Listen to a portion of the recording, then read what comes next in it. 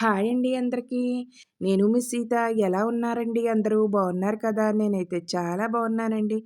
మీరు కూడా బాగుండాలని మనస్ఫూర్తిగా కోరుకుంటున్నాను. ఫస్ట్ టైం నా వీడియో చూస్తుంటే ప్లీజ్ సబ్స్క్రైబ్.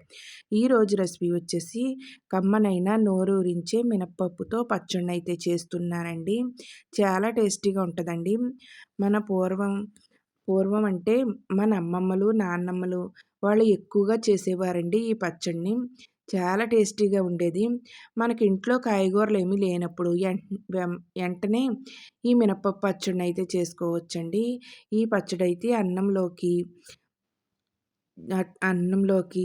దోసల్లోకి, అట్లలోకి సూపర్‌గా ఉంటదండి. చాలా టేస్టీగా ఉంటదండి. ఈ పచ్చడిని ఎలా తయారు చేసుకుందామో చూసేద్దాం రండి. ముందుగా అయితే నేనైతే ఒక పావు కప్పు అయితే సాయి మినపప్పుని తీసుకున్నానండి. అలాగే 2 స్పూన్‌లయితే తొక్క మినపప్పును కూడా తీసుకున్నాను. ఒక నిమ్మకాయ సైజ్ అంత చింతపండుని తీసుకున్నానండి. ఒక గిన్నెలో వేసుకొని 7 వాటర్ వేసుకొని నానబెట్టుకుంటున్నానండి. ఇలా 7 వాటర్ వేయడం వల్ల మనకి మినపప్పు కొంచెం కొన్ని రోజులు నిలవ ఉంటదండి. వేడి వాటర్‌తో మనం ఇలా పచ్చడి చేసుకుంటే, ఇప్పుడు ముందుగా స్టవ్ వెలిగించేసుకొని ఒక కడాయిని పెట్టుకుందామండి. కడాయి వేడెక్కాక ఈ మినపప్పునైతే ఈ సాయిపప్పును ఇలా మినపప్పు అయితే వేసుకున్నానండి. అలాగే తొక్కపప్పును కూడా వేసేసుకున్నాను. వేసేసుకొని 2 కూడా లైట్ గోల్డెన్ కలర్ వచ్చేదాకా వేయించుకుందామండి. మనకి కలర్ వచ్చేదాకా వేయించేస్తే మనకి పచ్చడి అన్నది చేదొచ్చేస్తదండి. ఇలా లైట్‌గా గోల్డెన్ కలర్ వచ్చేదాకా వేయించుకుంటే సరిపోద్దండి. చూసారు కదా! ఇలా వేయించుకుంటే సరిపోద్దండి. ఇప్పుడు ఒక ప్లేట్ తీసుకొని ప్లేట్‌లోకైతే వేసేసుకుందామండి.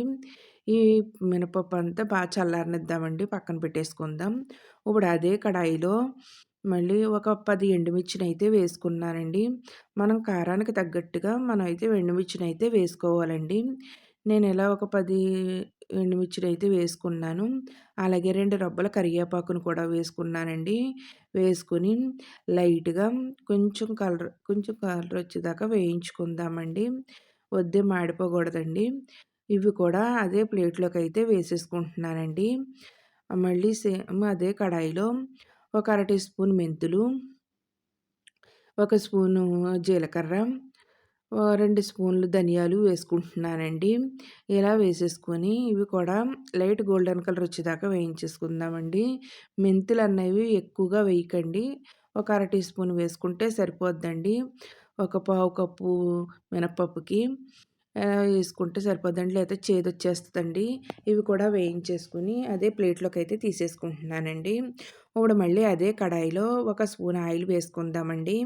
ఆయిల్ వేసుకొని ఒక పెద్ద సైజు టమాటానైతే ఇలా ముక్కల కింద అయితే కట్ చేసుకున్నానండి.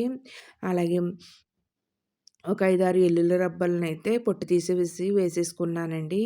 ఇవి 2 కూడా బాగా వేయించేసుకుందామండి. మొత్తం టమాటాలంతా బాగా మగ్గిపోవాలండి. మూత పెట్టేసి బాగా మగ్గించేసుకుందామండి. ఇలా మూత పెట్టేసి మగ్గించేసుకుందామండి. చూసారు కదా! టమాటాలు, ఎల్లుల్లి బాగా మగ్గిపోయినాయండి. ఇప్పుడు స్టవ్ ఆఫ్ చేసేసుకొని దీన్నైతే పక్కన పెట్టేసుకుందామండి. ఇప్పుడు మనం మినపప్పు గట్టా ఏయించి పెట్టుకున్నాం కదా! ఇవి బాగా చల్లారిపోయినాయండి. ఇప్పుడైతే మిక్సీ జార్ తీసుకొని ఆ మిక్సీ జార్‌లో అయితే వేసేసుకుందామండి. ఇలా వేసేసుకొని ఇలా మెత్తగా అయితే మనం మిక్సీ పట్టించేసుకుందామండి. మొత్తం మిక్సీ పట్టించేసుకుందాం. చూసారు ఈ విధంగా అయితే కొంచెం కోర్స్‌గా మిక్సీ అయితే పట్టించేసుకుందామండి. చూసారు కదండీ! ఈ విధంగా అయితే మిక్సీ పట్టించేసుకోవాలి.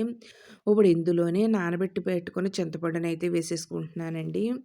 అలాగే హ్మ్, వేయించి పెట్టుకున్న టమాటాలు, వెల్లుల్లి రబ్బలు కూడా వేసేసుకున్నానండి. ఇందులోనే రుచికి తగ్గ సాల్టు, చిటికెడు పసుపు కూడా వేసేసుకొని మళ్ళీ మెత్తగా పేస్ట్‌లో అయితే ఆడేసుకుంటున్నానండి.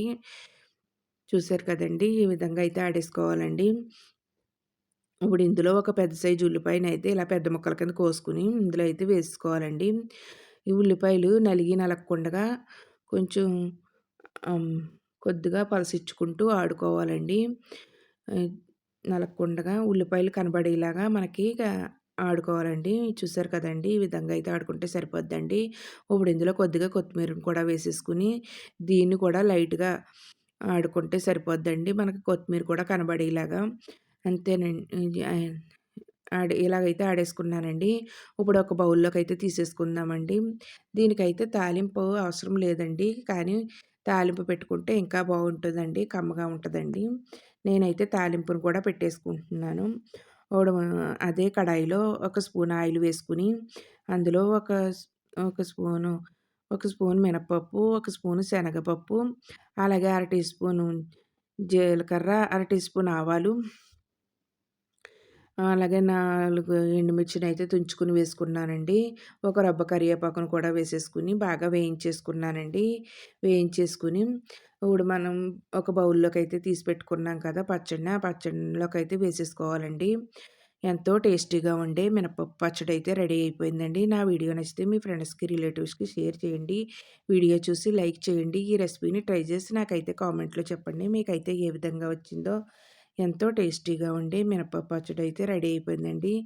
ఆహ్, చాలా టేస్టీగా ఉంటదండి ఈ పచ్చడైతేని. హ్మ్. బాయ్ అండి. నెక్స్ట్ వీడియోలో కలుసుకుందాం.